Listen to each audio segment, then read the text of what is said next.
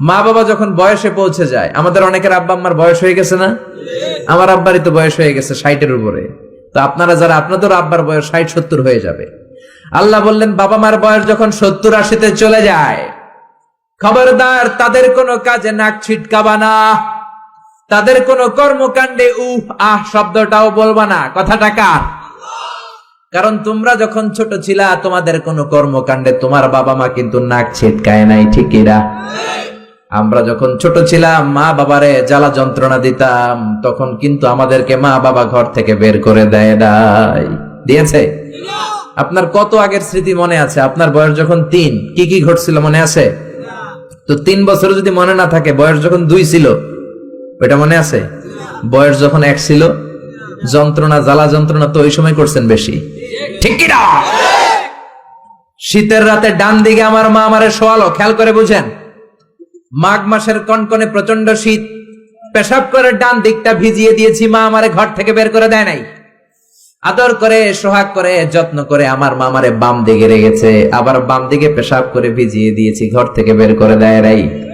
রাত 3টার দিকে আমার মা বাম দিক থেকে উঠিয়ে তার বুকের মধ্যে আমারে রেখেছে। রাত 3টার দিকে পেশাব করে আমার মায়ের বুকটা আমি 3টার দিকে ভিজিয়ে দিলাম।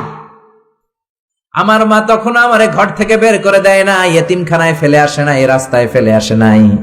রাত 3টার দিকে শাড়িটা চেঞ্জ করে, জামাটা চেঞ্জ করে আবার বুকে নিয়ে ঘুমাতে গিয়েছে, ঠিক কিনা?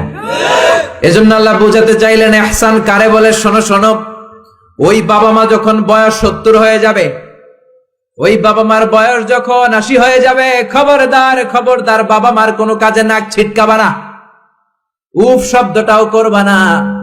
তোমরা যখন জ্বালাতন করেছো, বাবা মা তোমাদেরকে ঘর থেকে বের করে দেয় না, এতিমখানায় রেখে আসে নাই। এখন বয়সের কারণে বাবা মা যদি জ্বালাতন করে, বাবা আর মারে বৃদ্ধাশ্রমে রেখে এসো না, ঠিক কিনা?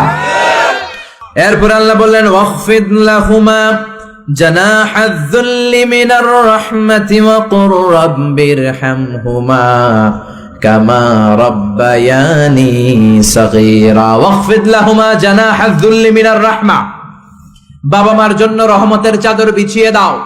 তোমার যত সম্পদ আছে মা বাবার পায়ের সামনে বিলিয়ে দাও, তোমার জীবনে বরকত দিবে কে? আল্লাহ। এজন্য প্রথম বেতন পেলে টাকাটা দিবেন মায়ের হাতে, গিফট কিনলে আগে দিবেন মাকে, বউরে দিবেন না ওটা বলতেছে না, বউরে তো দিবেনই, কিন্তু আগে মায়ের হাতে কিছু দিবেন, তাহলে আপনার ইনকামে বরকত দিবে কে? আল্লাহ। আর বাবা মা একজন কিংবা 2 জন যদি দুনিয়া থেকে বিদায় নেয়, বাবা মার কবরের সামনে দাঁড়িয়ে চোখের পানি ছেড়ে তোমরা পড়ো রব্বিরহামহুমা কামা রাব্বায়ানি সাগীরা ওয়া কুর রাব্বিরহামহুমা কামা রাব্বায়ানি সাগীরা।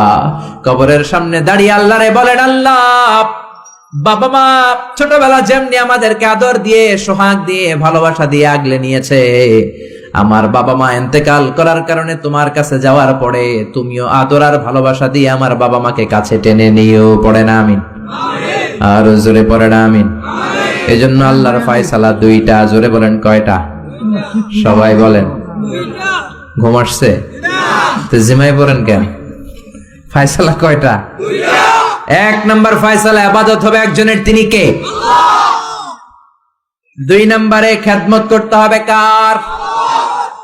বিশ্বনবী বললেন এই পৃথিবীতে যত ভালো আমল আছে তার মধ্যে শ্রেষ্ঠ ভালো আমল হচ্ছে মা বাবার খেদমত, বিররুল ওয়ালিদাইন। এক সাহাবী বললেন আইয়ুল আমালি আফদাল ইয়া রাসূলুল্লাহ, ও নবী সবচেয়ে ভালো আমল কোনটা? বিশ্বনবী বললেন সবচেয়ে ভালো আমল 3টা। জোরে কোন কয়টা? 3টা। 1 নম্বরে as-সালাতু ফি ওয়াক্তিহা, সময় মতো নামাজ, যেখানে আজান হবে ওই জায়গায় নামাজ পড়ার দরকার আছে না নাই? 1 নম্বর ভালো আমল হচ্ছে সময় মতো নামাজ। 2 নম্বর সবচেয়ে ভালো আমল হলো বিররুল ওয়ালিদাইন, মাতা পিতার খেদমত করা। 3 নম্বরে সবচাইতে ভালো আমল হলো আল জিহাদ ফি সাবিলিল্লাহ, আল্লাহর রাস্তায় জিহাদ করা। সুবহানাল্লাহ।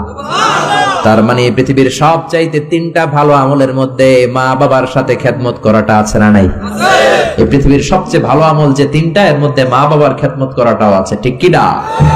আর এক হাদিসে বিশ্বনবী বললেন মা বাবার খেদমত করা জিহাদের চেয়ে বেশি সওয়াবওয়ালা। এক সাহাবী আসলেন, যা রাজুলুন ইলা রাসূলিল্লাহ ইস্তাযিনুহুল জিহাদ, এসে বললেন, ও নবী, জিহাদে যেতে চাই, জিহাদে যাওয়ার অনুমতি দেন। বিশ্বনবী বললেন, ও সাহাবী, ঘরে আব্বা আম্মা আছে নাকি? সাহাবী বললেন, আছে। বিশ্বনবী বললেন, ফাফিহিমা ফাজাহিদ, ঘরে যাও, বাবা মার খেদমত করো, বাবা মার খেদমত করলে ঘরে বসেই জিহাদের সওয়াব পাবা। বাবা মার খেদমত করলে ঘরে বসেই জিহাদের সওয়াব পাওয়া যায়। চিল্লায় পড়েন আল্লাহু আকবার। এজন্য বাবা মা খুশি হলে আরশের মালিক খুশি, বাবা মা নারাজ তো আরশের মালিক নারাজ। এজন্য বিশ্বনবী বলতেন, রেদার রাব্বি ফি রেদাল ওয়ালিদ, বাবা মা যদি খুশি হয় আল্লাহ খুশি হয়। ওয়া সাখাতুর রাব্বি ফি সাখাতিল ওয়ালিদ, বাবা মা যদি নাখোশ হয়ে যায় আরশের মালিক আল্লাহ নাখোশ হয়ে যায়। এজন্য বাবা মার কাছ থেকে দোয়া নেয়ার দরকার আছে না নাই? বিশ্বনবী বলতেন, জান্নাতে দুইটা স্পেশাল দরজা আছে, একটা দরজার নাম আব্বা, আরেকটার নাম মানে আল আব, আরেকটা আল উম। এই দুইটা দরজা আমাদের ঘরে আছে না নাই? এজন্য বিশ্বনবী বলতেন, দুইটা দরজা তোমাদের ঘরে আছে, হুমা জান্নাতুকা ওয়া নারুক, বাবা মাই তোমার জান্নাত, বাবা মাই তোমার জাহান্নাম। এজন্য বাবা মার সাথে কেমন আচরণ করবা তোমাদের decision, the decision is yours. তুমি ডিসাইড করবা তুমি জান্নাতে যাবা না জাহান্নামে যাবা। আপনি কপালে যত সেজদা দেন, যত কপাল কালো বানান, যতগুলো হজ করে আল হজ টাইটেল লাগান, যত যাকাত দেন, যত আমল করেন, আপনার মা যদি আপনার উপর নাখোশ হয়ে আল্লাহর কাছে বদদোয়া দেয়, আপনার সব আমলগুলোরে বরবাদ করে দিবে কে?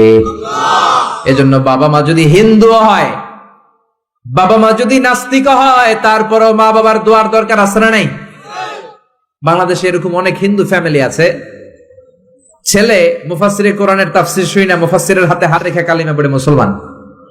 এরকম হিন্দু ছেলে আছে না নাই? কিন্তু বাবা মা মুসলমান হয় নাই। এখন বাবা মার সাথে খারাপ আচরণ করা যাবে? বাবা মা যদি হিন্দু হয়, বৌদ্ধ হয়, বাবা মা যদি খ্রিস্টান হয়, সে তোমার বাবা মা, ঠিক কিনা? বিশ্বনবীর শালীর নাম আসমা, কি নাম? আসমা বিনতে আবি বকর, বুখারীর বর্ণনা।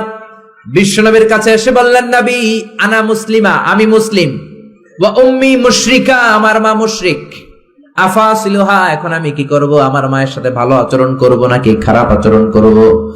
বিশ্বনবী বললেন, খবরদার সিলিহা, তোমার মায়ের সাথে তুমি ভালো আচরণ করবা। বাবা মা মুশরিক হোক, কাফের হোক, তাদের দোয়া, তাদের আশীর্বাদের দরকার আছে না নাই? সাইয়েদনা ইব্রাহিম জালিল কাদের পয়গাম্বর, ঠিক কিনা? উলুল আজমি মিনার রুসুল, খলিলুল্লাহ, মুসলিম মিল্লাতের জাতির পিতা, চিল্লায় এখন ঠিক কিনা? কিন্তু ওনার আব্বারে উনি কালেমার দাওয়াত দিতে পারে নাই, দেওয়ার পরেও মানে নাই বাবার নাম আজহার। তারপরে উনি বাবার সাথে খারাপ আচরণ করেছে নাকি? মোলায়েম ভাষায়, কোমল ভাষায়, আদবের সাথে বাবার ডেকে বলেছে, ইয়া আবাতি লিমা তা'বুদু মা লা ইয়াসমা'ু ওয়া লা ইউবসিরু ওয়া লা ইউগনি আনকা শাইআ।